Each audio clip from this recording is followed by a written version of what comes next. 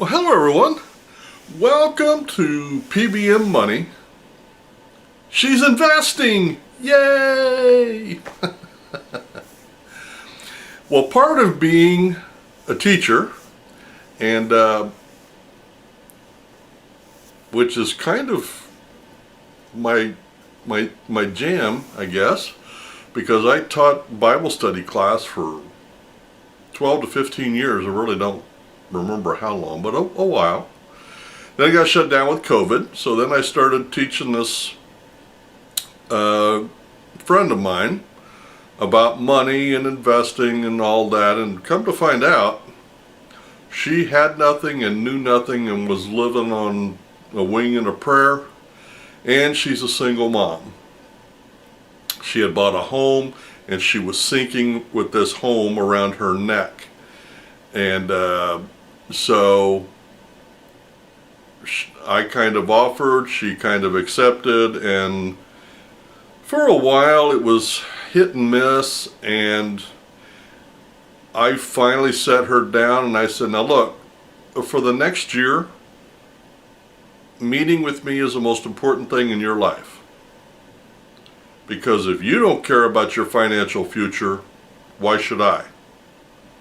But I'm going to rearrange my schedule to make sure we get you taken care of ASAP, and I need that from you. She buckled down. So, when I say that we started from nothing, I mean nothing. So the first thing we had to do was get her an emergency fund. Now I did a video on this. This is the second in this journey of her money journey. And in the first one I went through the details on the different things that we've done. Today I'm just going to hit it so you can see how far she's come in less than a year.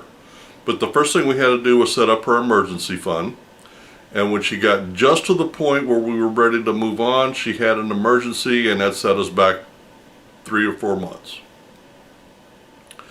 Then we got it there, and we went a little bit beyond, and then I had her open an investment account. And I said, when we get to X amount in this account, we're going to set you up so that you can start investing.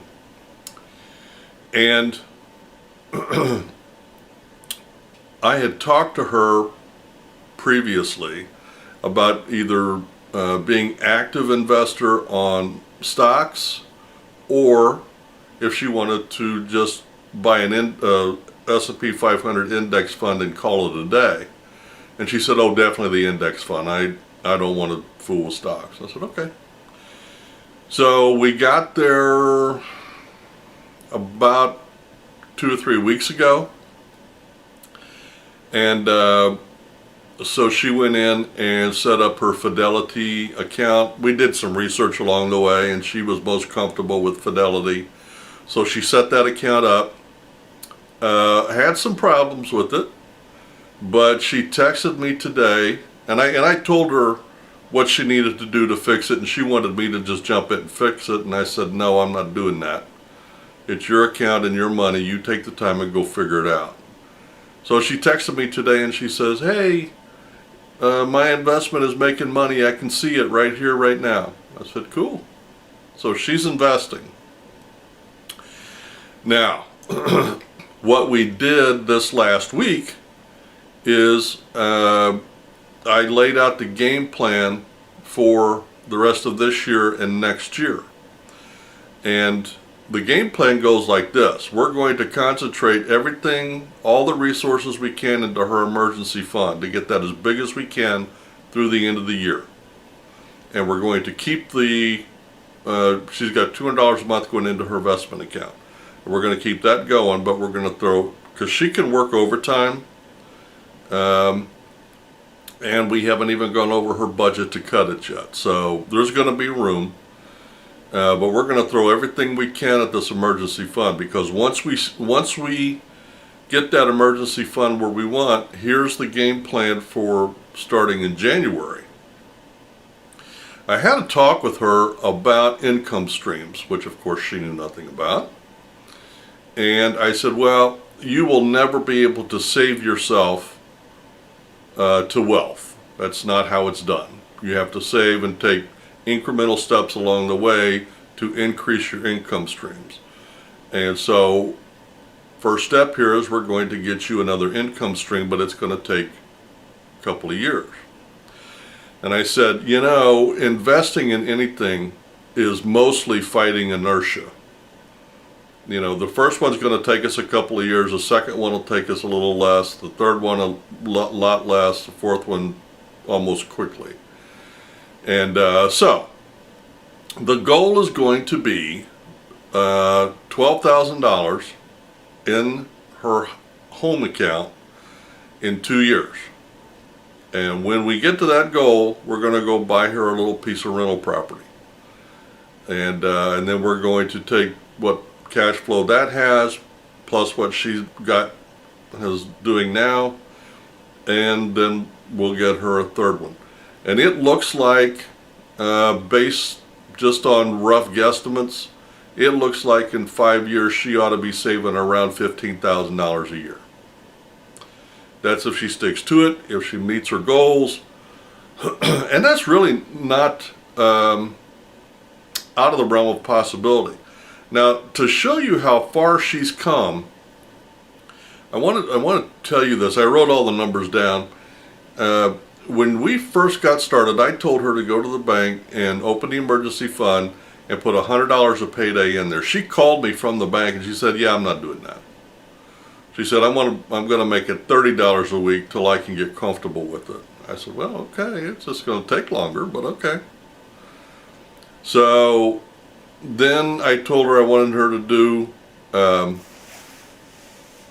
$80. Let's increase it $50 a payday. Let's go to $80. So she did that. And so we did that for a couple of months, and we got her income, or her emergency fund, up to, I think it's around $1,200. But I think when it was around $1,000, I think I said, okay, now I want you to go open an investment account. And in that investment account, I want you to make it $100 a payday. She gets paid twice a month. So she got really, really nervous, and she worked a bunch of overtime and just about killed herself. But she did it, and she did it really quickly. I think there's like 600 or 700 in there. And each month she puts 2 in and then has 2 taken out to go to Fidelity, so she'll always have the 700 there.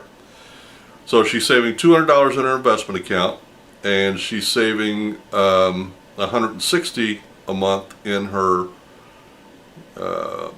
emergency account. Now, what I told her is, starting in January, I want her to make the emergency fund, make it go back to $30 a payday. Take the $50 a payday, or $100 a month, and put it into your house account. Plus, I want you to add $200 more per month. Because I had asked her before, I said, if you work overtime just throughout the month, how long would it take for you to save $200? And she said 10 hours. And in my mind, I work a second job, and I work 20 to 25 hours a week. So I figured, you know, she's 20 years younger than me, she could work 10 hours. So I said, okay, I want you to put $200 a month into your house account, plus divert $100 from your emergency, so you'll be saving $300 a month in your house account. Now, if you do the math, you will find that she will not reach $12,000 in 2 years. However, I said, between now and then, there's all kinds of opportunities. We haven't even touched your budget yet. You can work overtime whenever you want. And there's income tax refunds. There's money all along the way. It just depends on how bad you want it. And she said, okay. So, she is now saving. Now remember, this is a single mom with a house payment.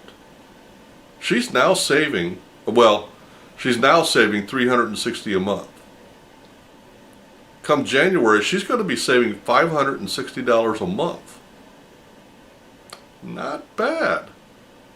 As a single mom, no less. And it really hasn't inconvenienced her except to keep her eye on the ball and keep her focused.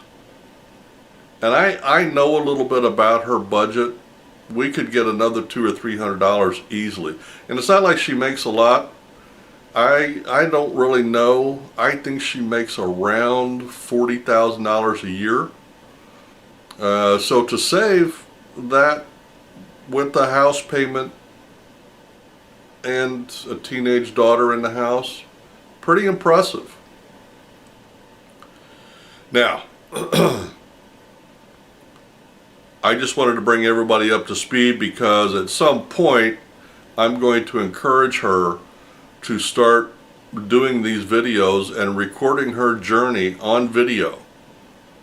Because remember, she started with nothing. I mean, she didn't have 2 pennies to rub together and the house was falling down around her. But all she needed was education and direction and accountability. And she's doing great. So anyway, that's an update on the girl that I'm helping show her how to build wealth instead of how to go make a paycheck. With all the jobs out there, anybody can go make a paycheck. But making a paycheck will never make you wealthy. So anyway, I'm really excited for her. As I started this video, I said, as being a teacher, well, the biggest joy of being a teacher is watching your student take what you are teaching and apply it and have that knowledge make a difference in their life. Whether you're a school teacher or a Bible study teacher or somebody just showing your friend how to save money and build wealth. It's very rewarding for me. It'll be very rewarding for her. And now we're taking the first good-sized step to building wealth. Well, you guys have a great day, a great week, and say a prayer for her, by the way. Say a prayer that she stays on track, stays motivated, and stays with it to the finish line, because it's going to take about 10 years to get there to where she'll be independent. So help her, pray for her to do that. Have a great day, a great week, and happy investing.